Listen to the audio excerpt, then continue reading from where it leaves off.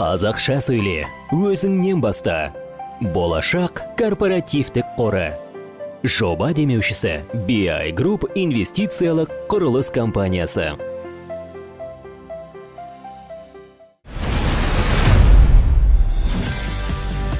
Екі 2019 жылдың қорытынды жобасы. Ең жұлдызды жоба. Ең музыкалық фильм. Мұзды өлке 2 анимациялық фильмі қазақ тілінде. Анна, Эльза, Кристоф пен оның сенімді серігі Свен және ешқашан мойымайтын аққала Олаф. Ештеңе етпей. Сіздермен бірге алыс сапарға аттанады. Мұзды өлке 2 болашақ корпоративтік қоры және Марвин компаниясының бастамасымен өзіңнен баста жобасы аясында қазақ тілінде дубляждалған 33-ші фильм. Сиқырға толы ғажайып хикаяның жалғасы. Бас продюсер Айгүл Қыдырғалиқызының жетекшілігімен Нұр-Сұлтан қаласындағы Арай Медиа Груп студиясында дубляждалды. Қайдасың, сен келдің бе, мені де сен сездің бе? Тылсым әлемге, тылсым әлемге.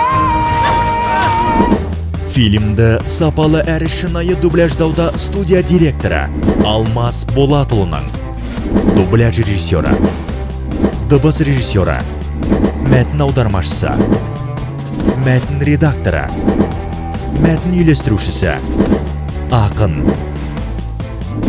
жобаның музыкалық жетекшісі, кәсіби мамандардан құралған шығармашылық топтың сіңірген еңбегі зор. Эренделді құтқара алатын адам болса, ол сенсің. Басты кейіпкерлерді қазақ тілінде сөйлеткендер Нәзерке Серікболова. Тоқта, жоқ. Қырсығай. Бегімнұр Қалила, Гүлсім Мырзабекова. Айтшы неге асығамын соншама. Олжас Шақыпбек, Шақмұрат Ордабаев. О, сен елдің даусын күшті саласың. Әсіресе Кристофты салғаның керемет. Жәнібек Мұсаев, Әбілмансүр Серіков, Әділет Рахымбай, Боранбай Молдабаев, Динара Сұлтан.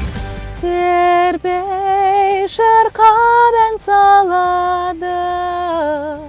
Бүгін менің арманым орындалды деп айтуға болады. Мұзды өлке жаңағы екінші бөлімінде мен ананың рөлін сомдадым.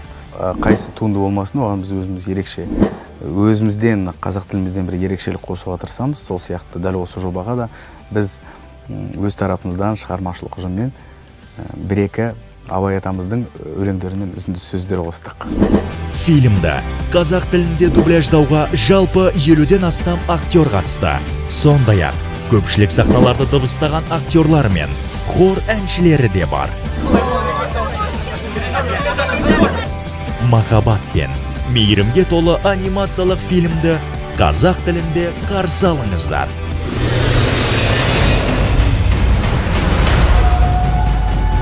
Мұзды өлке 2 28 қарашадан бастап кинода.